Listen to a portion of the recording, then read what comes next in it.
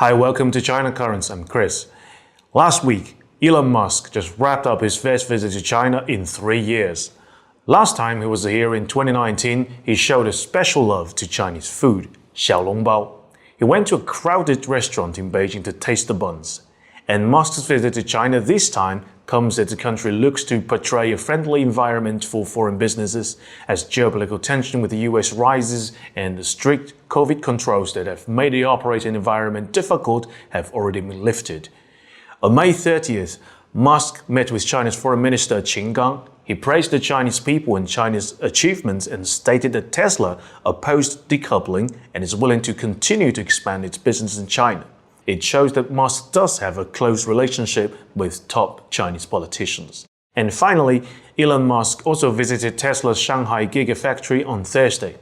The billionaire gave a speech to the staff and praised them. The Shanghai factory has been the key to the electric car maker's expansion into China. On Tesla's side, Musk's visit comes as the company faces heightened competition and a price war in China. Tesla has been adjusting the prices of its cars in China in a tougher macroeconomic environment in the world's second largest economy. Reuters described this trip to China as an event showered with praise, with elated netizens paying him compliments on social media all day long. But actually, Chinese netizens appear to be more sober. If we searched Musk's visit to China on Chinese video platform Bilibili, the most viewed video is one titled 5 Things to Notice During Musk's Visit. According to the video, despite huge pressure from home, Musk played along with Chinese officials in sending a message to the US government that decoupling narrative disseminated by the US government needs to be extinguished immediately. Why did Musk play along? Both the video and comment section largely came to one conclusion, that China's market is too lucrative to choose otherwise. The video also noted that Musk has a political prowess unrivaled by any other American businessman, which also explains why Tim Cook never made a big splash in China on his visit not too long ago. One will always be able to locate a few disciples of Elon Musk in a huge population such as that of China's. But it would be too naive to assume that the majority of Chinese people easily fell under the spell of an American businessman simply because he dares to visit China despite rising Sino-US tensions. On the back of Chinese people's minds, there's always this realization said best by wise words passed down from the ancients: the whole world comes for profit, and the whole world leaves when the profit dwindles. As the CEO of SpaceX, Musk also tweeted during his time in China, saying that the China space program is far more advanced than most people realized. And on the same day, China sends its first civilian astronauts to space as it launched the Shenzhou 16 mission to its space station for its second in-orbit crew rotation, marking another step forward for the country's ambitious space program. The 3 Shenzhou 16 astronauts blasted off in the desert of China's Gansu province at 9:31 in the morning and headed for the Tiangong space station orbiting the Earth. Traditionally, all astronauts would have been members of China's People's Liberation Army, usually among the best from the Air Force. While this time, among the Shenzhou 16 crew, astronaut number 3 is Gui Haichao, a professor at China's prestigious aeronautics institution of Beihang University. He made the history by becoming the first ever Chinese civilian to be on a space flight. Gui, as a professor, still has 7 PhD students on campus now. According to his colleague at school, Gui was still texting them to check on his students' thesis a day before his final departure to space. And there's a popular joke that received hundreds of millions of views on Chinese social media. Number 3, before you go into the space, you still have 7 students waiting to graduate, right? Not a big deal. We can hold group meeting in space. China is making landmarks not only in space, but also in the sky. China's first large homegrown passenger jet, C919, made its inaugural commercial flight on May 28th, flying from Shanghai to Beijing. After years of research and development, the launch of C919 is seen as a pivotal moment in Beijing's Made in China 2025 strategy, which aims to boost local manufacturing, including by reducing reliance on foreign airplanes for its aviation sector.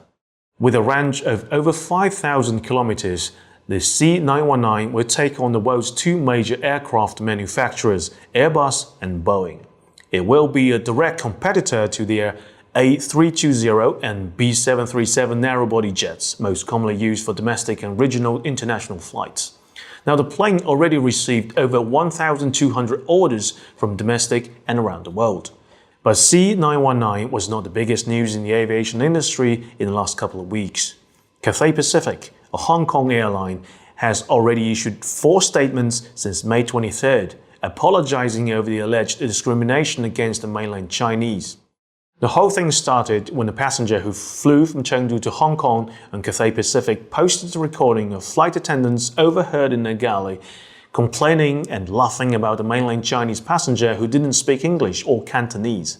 The passenger mistakenly asked for a carpet instead of a blanket, and this was what the flight attendant said. I'm like, we cannot say blanket in English, we cannot have it. True. Carpet is on the floor. Feel free if you want. If you cannot say blanket in English, you cannot have it. Since when did airlines start to host English lessons on plane? Just because people don't speak a certain language doesn't mean they don't have sophisticated thoughts or should be made fun of. And I thought the flight was from Chengdu to Hong Kong, from a Chinese city to another Chinese city. So what's the problem for passengers to speak Mandarin Chinese? The clip went viral on Chinese social media and drew much criticism towards Cathay Pacific. Netizens blamed the airline for looking down on mainland Chinese and questioned the company's code of conduct, since it was not the first time Cathay Pacific being accused of such behavior. It also prompted a broader discussion of people in Hong Kong being conditioned to look down upon their mainland counterparts. Well, these kind of behavior are not only discriminating the mainland Chinese for years, but the entire Chinese community in Asia as well. The news also went viral on YouTube, Twitter, and many other Western social media. Overseas Chinese in Singapore, Malaysia, and other Asian countries all rushed to the comment section and complained about their own experience of being treated unfairly. If you take a flight of Cathay Pacific, it will not only face the price discrimination of different class seats, but also a language discrimination. You will get 3 different levels of services and attitude from flight attendants based on the language you speak: English, Cantonese, or the West, Mandarin.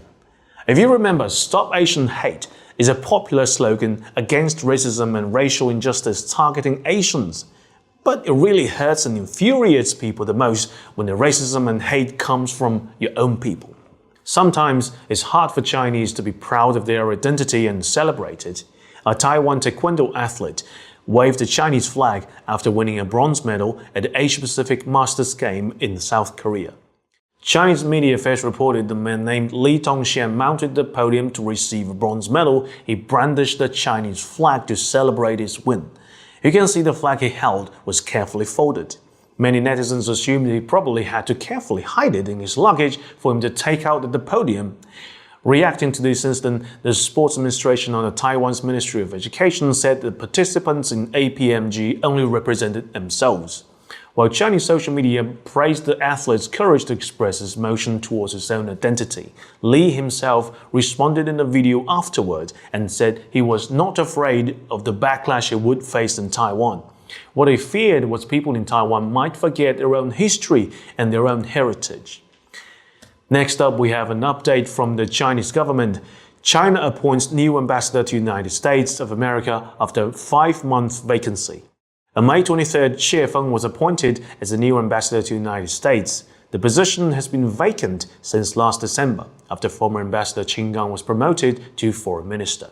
As a senior diplomat, Ambassador Xie had been a vice minister of foreign affairs since 2021. He's recognized as a sophisticated U.S. specialist who spent the first 2 decades of his career working in North American and Oceanian branch of the foreign ministry and later in the Chinese embassy in Washington, D.C. Ambassador Xie also served as ambassador to Indonesia and commissioner to Hong Kong. Xie reportedly played a key role in arranging the Xi-Biden meeting in Bali last year, as well as in coordinating the release of Huawei CFO Meng Wanzhou. In his address after landing in New York, Xie pledged to enhance exchanges with the US and to safeguard China's interest as the bilateral relationship is facing difficult challenges. But the tension between the 2 countries have not been eased. On May 26th, US said Chinese jet conducted unnecessarily aggressive maneuver, intercepting US spy plane over South China Sea. According to the footage, the Chinese J-16 fighter cut directly in front of the nose of US RC-135 aircraft, forcing the US plane to fly through the wake turbulence of the intercepting aircraft. In video of the incident released by the US military, the turbulence is evident as it disturbed US aircraft along its flight path. The intercept is similar to another encounter between US and Chinese military aircraft last December. A Chinese Navy J-11 fighter jet intercepted another RC-135 rivet joint over the South China Sea in what the US called unsafe maneuver. The Chinese fighter came within 20 feet of the nose of the US spy plane, forcing the larger, heavier US aircraft to take evasive maneuvers. Thank you for watching this episode of China Currents. If you have any thoughts and comments on our show, please contact us at the email address below. I'm Chris. See you next week.